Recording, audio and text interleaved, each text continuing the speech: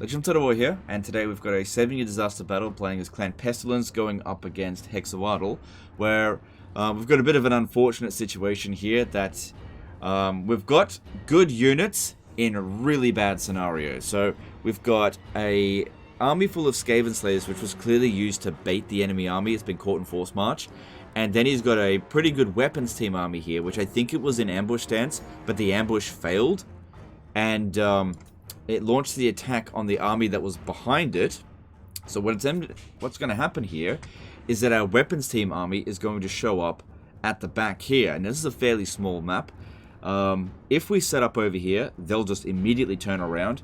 And there is no way we'll get set up in time to stop this. Immediate lose here, basically. There's pretty much nothing you can do to let this be a win. Even if you could somehow magically pull off a victory against this army here is 100% guaranteed to be so beat up that it's just not worth having fought it, especially because we're not fighting over any specific territory. Now, is there an alternative? Yes, there is something we can do here. It requires a little bit of a sacrifice, but the main purpose here is keep the precious weapons team army in reasonably good shape. So let's jump in here and I'll show you a little technique.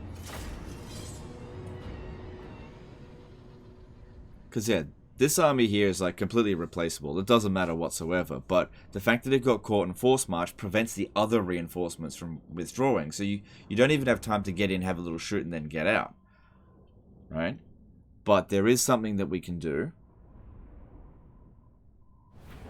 Right?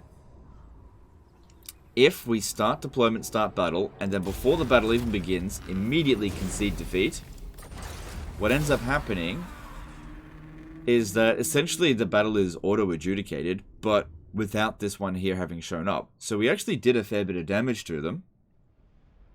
And this one here just won't be hurt. Now the thing is, if this army makes the attack on that army again, we'll at least be able to set up straight away. So if we have a look over here, this army is perfectly fine, didn't lose any of the artillery. Lose the other Trister's Shard, which sucks, but it's not that important of an item. Rank 21 should be immortal, maybe. Doesn't have to be, but could be. And then, you know, they get the win. Oh, that dude there's freaking immortal. Oh man, what a withdraw. And then, well, we saved the army, but we're not done yet. We're not done yet. You know, it's a problem solved. That's the end of this video, guys. No, not at all. We're still going to actually defeat the army, right? Now, let's have a look at what happened here. So, if we have a look at this army, yeah, it hasn't recovered at all. It's gone into ambush defense stance. Could just go straight for the Temple of Kara. But if we do that, then these guys will head to the Temple of Tlenklan. It's not going to be able to handle that very well. Okay, so we should probably try to stop this. How are we going to do that? Let's firstly have a look at this army, because it's good to understand the strengths and weaknesses of it. So, we have a disciplined lord here, which is completely wasted on a weapons team army. In fact, giving them extra melee attack and melee defense is actually detrimental. Although these units here, that actually benefits them a bit.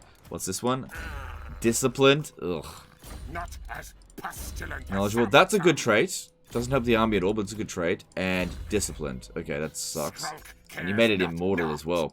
If you're gonna, like, don't boost stats on units that don't need that particular stat. Like you're never ever going to send a Jezzail into melee with anything. It's not worth it. You know, if it runs out of ammo, just withdraw it from the battlefield or just don't use it at all. Don't send it into melee. So yeah, having extra leadership and extra melee attack is completely wasted. Now, if we have a look here at this lord, he did go 3 points into Ancient Cunning. If we have a look, we currently have... So he had a 70% chance when he was in ambush stance, but in stalk stance he's got a 5% chance of ambushing because it's a 50% defense. Right, so what can we do to improve our odds here? So let's have a look. Let's firstly have a look. Oh, hang on, we got a hero. What is this? Intelligent? Okay, let's firstly have a look to see what heroes are available to recruit here. None of that's going to help. Okay, and have a look at lords. I think if there's a cunning one here, that could be good. Cool. And you got an eligible one there as well. Okay, get this cunning one, right? Because you got plenty of money. And the ambush success chance, it still says 55%, right? But that's because we're not in that area yet, right? What have you got? Do you have a scribe on? Okay, we're gonna kick this guy out, and I'm gonna hang on. Before we do that, let me just see if there is a sneaky character available, because we want to get that ambush. Actually, I'll have to switch it here first. But it's right on the edge of our movement, so we can get a strategist, but that's not what we want. We want sneaky. So what do you got? Okay, you do have a sneaky. It's a warlock master. That's good. That's a good commander of the army, because 25% extra ambush success chance. Okay. So we're going to lose a fair bit of movement if we switch him out now. So what we want to do is actually move the maximum amount of movement without actually launching the attack. Right to there. Okay. Then we want to kick him out for the sneaky warlock master. Okay, we can still reach him, but that's okay. We can pop this down. Now, at the moment, our ambush success chance is 10%, right? Now it's 40%. Yep. Doesn't matter if it doesn't succeed, which it might not. You know, if you had these guys here as cunning, you know, you'd have 50, 60, 70% chance of success. 80% of that one as well. I can't recruit any more lords there. So we'll just have to hope that 40% works. But if it doesn't, no big deal. You should always get Ancient Cunning. You don't need Lightning Strike. We saw that the other lord didn't have any of the red line skills. Not that you really need it, but, you know, it can help. Doomflare would be really helpful. What about this stuff over here? So if you use a weapon, if you use a Warlock Master, we can reduce the upkeep cost on quite a few of these units, which is good, I suppose. Brass Orb can be useful. Okay, get Ass Blaster. Engineering skill, do we need that? No. Blast Master covers.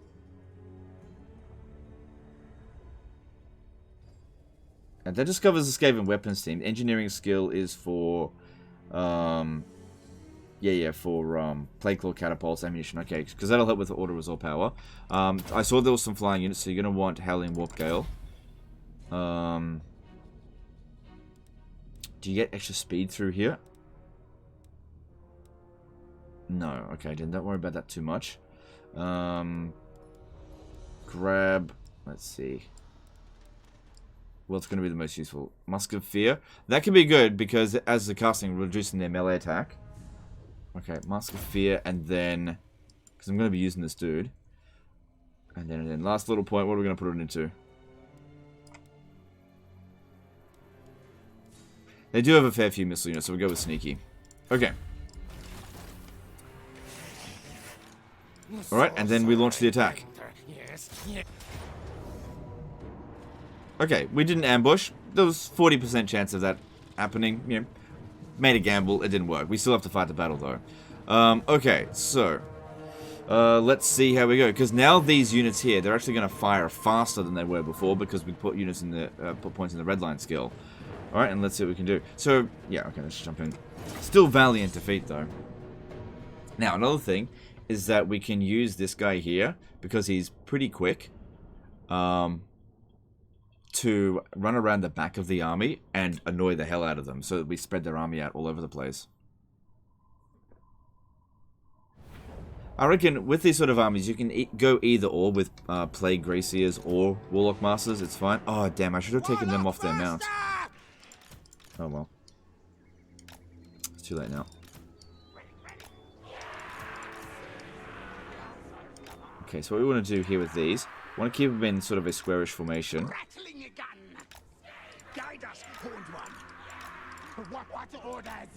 And since the Lord recruit rank is so high, losing that Warlord, it doesn't even matter.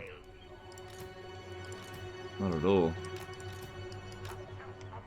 Now this hill here is a little bit of a problem. Okay, these we've still got to deal with the enemy summons, so what I'm going to do is have these guys stand here at the back, just to begin with, just in case any of those summons comes down. Keep these here at the flank, because you don't want to actually put them on this one. I didn't think to check.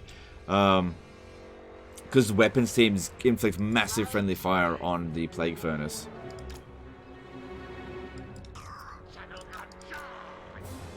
Okay. Warlock Master! Sneak! Sneak! Run! Just getting things set up.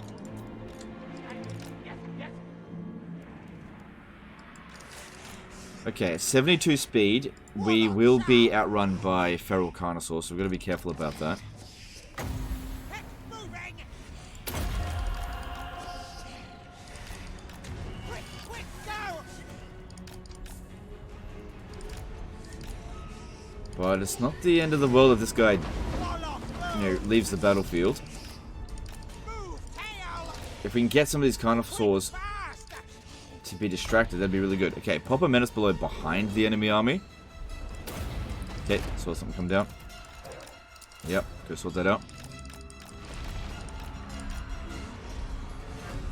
That way units turn back around to deal with them. The whole point of this is to mess their formations up completely. Go, going! That's it. With units hanging back here. Over here! Here! Alright, you need to be aiming for melee infantry there.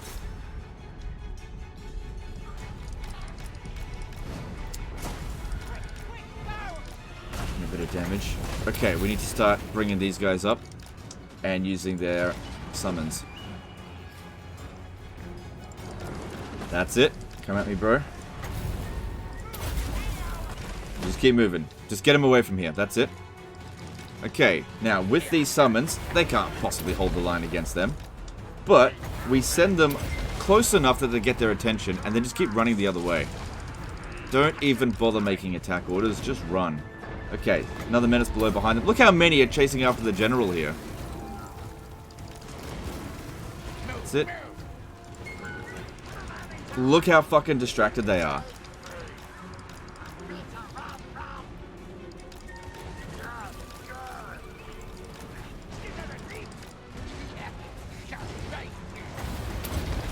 So keep them distracted.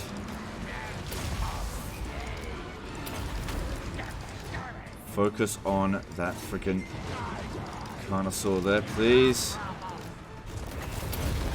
Oh, crap, got caught over here. Oh man, look how quick our dude's dying. Shit.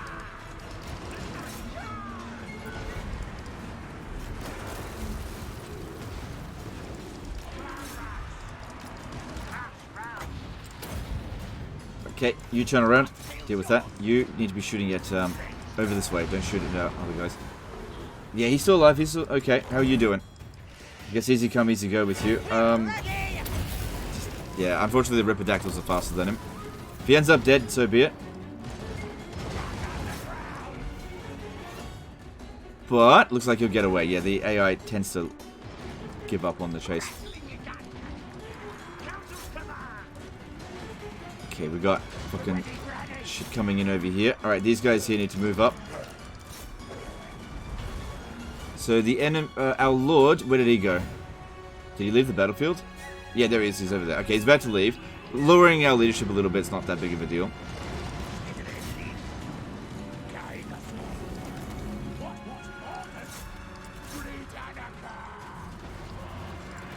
Good. Shredder of Lustria gone.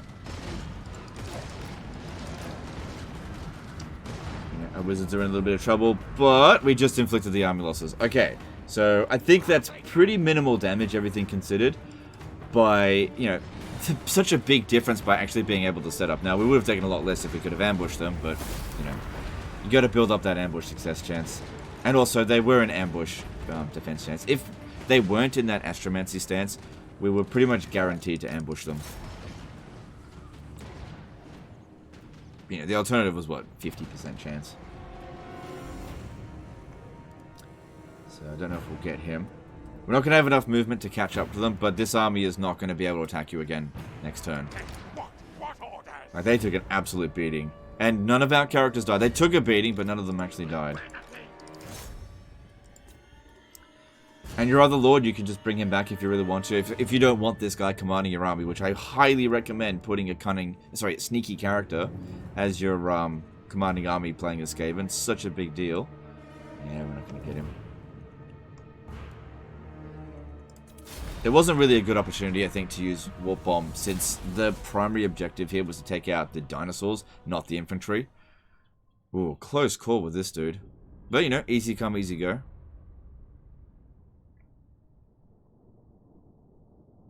Yeah, the bloody Ripperdactyls.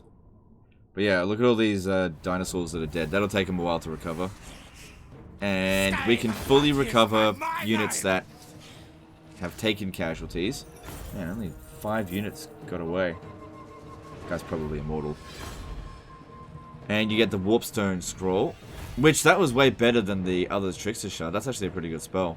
That's like a Howling Warp Gale for free cost of it, and plus magic resistance. Your food's okay. Yeah, let's fully recover for you. Devour. Okay. Now this dude here is behind essentially enemy lines. There's just no way for him to get out. You can now take this army and move on to the Temple of Kara, or maybe use one of these armies. No, you won't be able to make it there. But whatever the case is, this army here is no threat to you. It will not be able to attack the Temple of Thanklan now, or Choktek. Wherever it goes, it's screwed. I'll keep this one here for you. If you want to disband it, you can. Level it up how you see fit. Envoy of the Council, up to you. You know, if you want to keep recruiting your... yeah, make sure you keep getting those knowledgeable characters as well. The Grey Seer of Plague here, knowledgeable, recruit and disband him. Get yourself some more Warlords. You want to get that sweet income cheese, which I think that's what you've been doing. This is on Legendary difficulty, so yeah, your campaign's going, you know, pretty well. I mean, it's a Vortex campaign. But yeah, I guess it was just that situation that you just didn't want your army to get wrecked, which it now isn't. I guess the big downside to what we did there is that it essentially cost us a turn, because during that initial battle, he was here, and then he retreated to here, and then had to bring him all the way back again. So that's giving this guy here some time to recruit. But there's no way he'll recruit as much as what we just killed in time. I mean, that one there, that is most likely immortal, so even if we had killed him, he'll be back.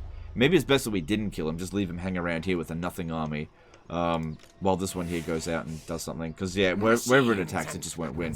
Anyway, that's the end of this situation here. The main thing to take away from this is that, you know, as long as you're not running a no-defeat campaign, which I hope that wasn't his first defeat. Let me just confirm that. It was not. Actually, that's a low number of defeats. You've done pretty well in that campaign.